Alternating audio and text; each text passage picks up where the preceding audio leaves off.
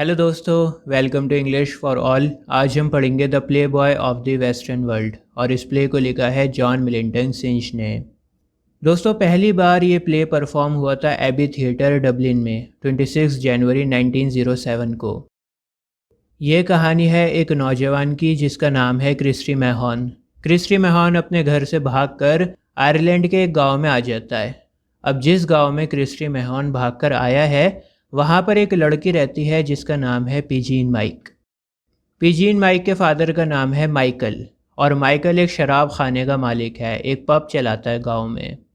तो माइकल क्या करता है, पिजीन को अकेला छोड़कर पार्टी करने के लिए चला जाता है।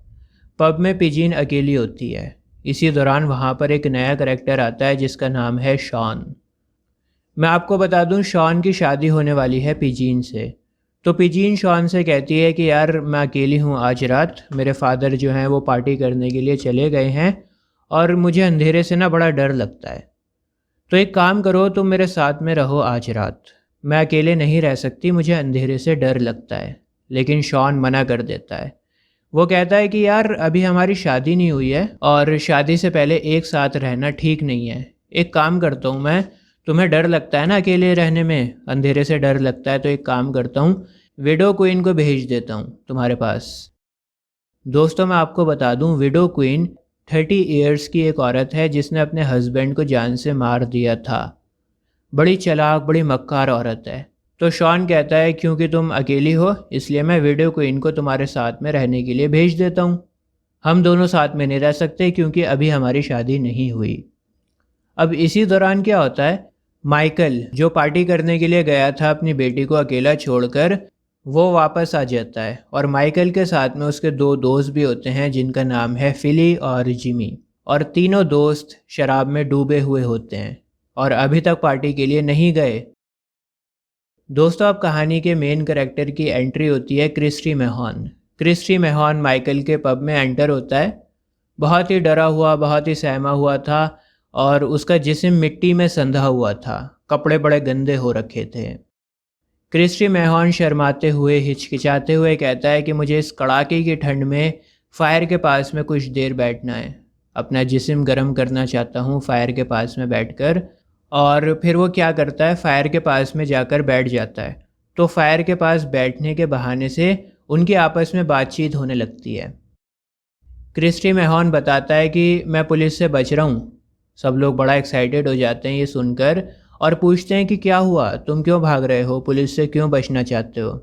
तो क्रिस्टी मैहॉन बताता है कि उसने अपने बाप को जान से मार दिया है, इसलिए पुलिस उसे ढूंढ रही है। ये बात सुनकर सभी लोग क्रिस्टी मैहॉन से बड़ा इम्प्रेस्ड हो जाते हैं।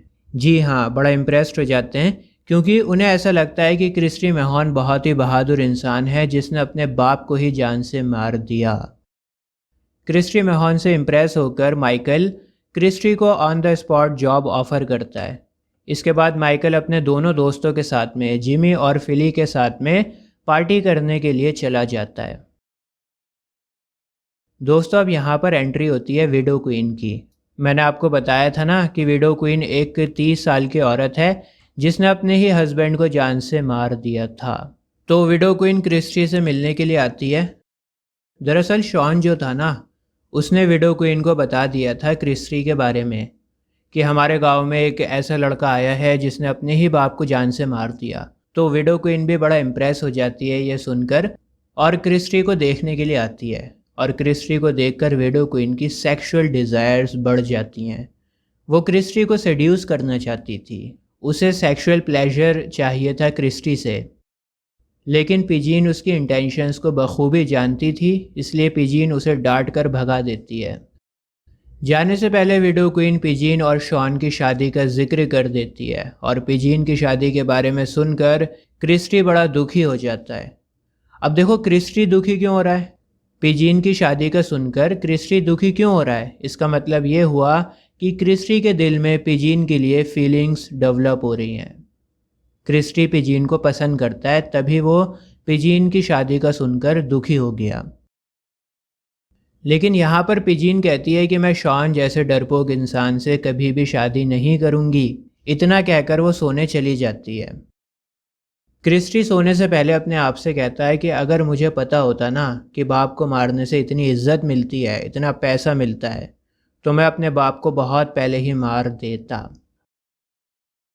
अगली सुबह गांव की 3 लड़कियां उस इंसान को देखने आती हैं जिसने अपने बाप को मारा है। चलो चलो हम भी देखते हैं कौन है वो दबंग जिसने अपने बाप को ही मार दिया। क्रिस्टी के बारे में इतने कम टाइम में ही इन लड़कियों ने बहुत कुछ सुन लिया था। क्रिस्टी तो अब इस गांव का हीरो बन चुका था। तीनों लड़कियां क्रिस्टी से बहुत अच्छे से बात करती हैं और फ्लर्टिंग करने लगती हैं। इसी दौरान वहां पर विडो क्वीन आ जाती है और वो अनाउंस करती है कि मैंने क्रिस्टी का रजिस्ट्रेशन करवा दिया है एक स्पोर्ट कंपटीशन में। दोस्तों अब क्रिस्टी ब्रेकफास्ट कर रहा होता है और नाश्ता करते हुए वो बताता है कि कैसे मैंने अपने बाप को जान से मारा। मेरे फादर ने मेरी शादी एक विडो से फिक्स कर दी थी और फिर मैंने अपने फादर को मार दिया। इसके बाद पिजीन आ जाती है वहाँ पर और वो सभी लड़कियों को वहाँ से भगा देती है।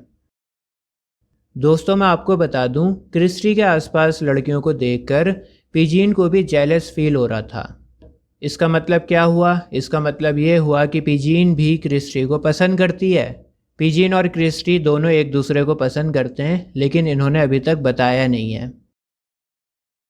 दोस्तों अब शॉन और विडो क्वीन दोबारा से आते हैं वहाँ पर और ये दोनों पिजीन को बताते हैं कि तुम्हारे भेड़ इधर उधर भटक गए हैं, जाओ अपने भेड़ों को संभालो जाकर।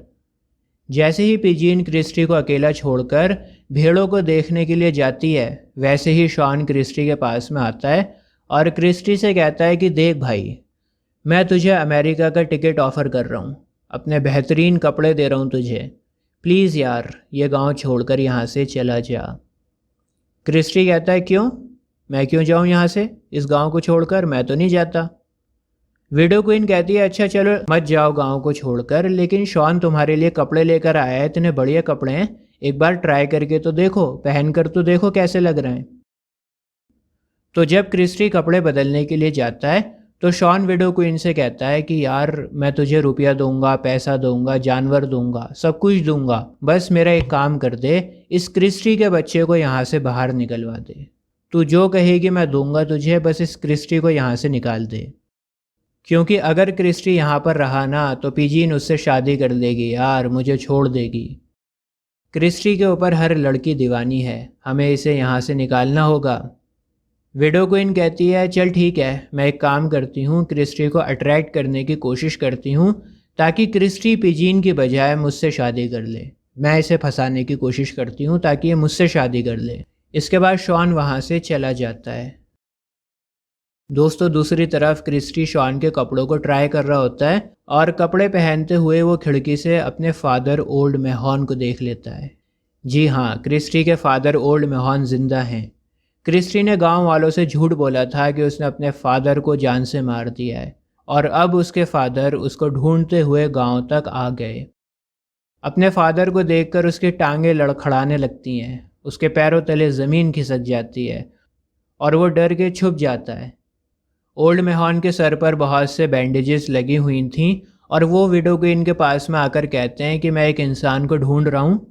विडो क्वीन को क्रिस्टी की शक्ल सूरत के बारे में बताते हैं कि वो किस तरह का लड़का है दिखने में। वो पूछते हैं कि क्या तुमने कोई ऐसा लड़का देखा है यहाँ पर। विडो क्वीन समझ जाती है कि ये बूढ़ा इंसान क्रिस्टी के बारे में पूछ रहा है। वो कहती है हाँ मैंने देखा है ऐसा एक इंसान, और ये इंसान बोट का इंतज़ार कर रहा है। और ये सुनकर ओल्ड मेहॉन वहाँ से चला जाता है। अब क्रिस्टी अपने फादर को देखकर अभी तक शॉक से बाहर नहीं निकला। वो सोचता है कि पिजीन उसे सिर्फ इसलिए प्यार करती है क्योंकि उसे लगता है कि मैंने अपने फादर को जान से मारा है। जब पिजीन को पता लगेगा कि मैंने झूठ बोला है, मैंने अपने फादर को नहीं मारा, तो वो मुझसे नफ़रत करने लगेगी और मुझे छोड़ देगी। दोस्तों क्रिस्टी विडो क्वीन के सामने आकर गिड़गिड़ाता है और कहता है प्लीज़ मुझे बचा लो, प्लीज़ मुझे बचा लो। विडो क्वीन कहती है ठीक है मैं बचा लूँगी तुम्हें, लेकिन तुम्हें एक वादा करना होगा मुझसे। जब तुम पिजीन से शादी कर लोगे और पिजीन का पप तुम्हें दहेज में मिलेगा, जो पिजीन की प्रॉपर्टी है जब तुम्हारी प्रॉपर्टी हो जाएगी शादी के बाद, जब ये पप तुम्हें दहेज में मिलेगा तो फिर तुम मुझे वो सारी चीज़ें दोगे जो तुम मुझे प्रोवाइड कर सकते हो। दोस्तों देखो कितनी चालाक है विडो क्वीन, डबल गेम खेल रही है।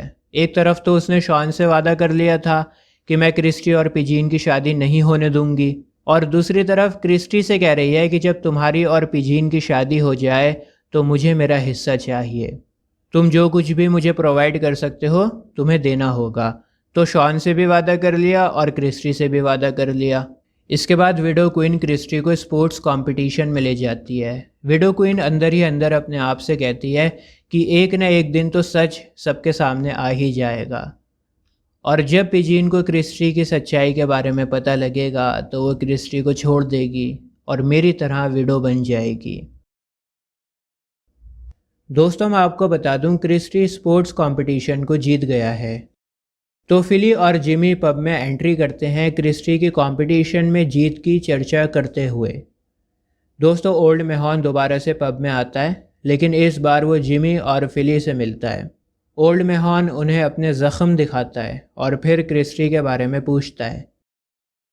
इससे पहले फिली और जिमी कुछ सोचते और बोलते, विडो क्वीन जिमी और फिली से कहती है कि ये बूढ़ा आदमी पागल है। ओल्ड मेहॉन को कहती है कि ये पागल है, ये आदमी तुम लोगों की अटेंशन चाहता है और कुछ नहीं। जब फिली और जिमी कुछ पूछने की कोशिश करते हैं ओल्ड मेहॉन से, तो विडो क्वीन उनकी बातों को काट देती है और कुछ और बातों में उलझाकर उन्हें डिस्ट्रैक्ट कर देती है। दोस्तों अब एंट्री होती है क्रिस्टी और पिजीन की। ये दोनों बहुत बड़े क्राउड के साथ में एंटर होते हैं और सभी लोग क्रिस्टी की जीत को सेलिब्रेट कर रहे होते हैं।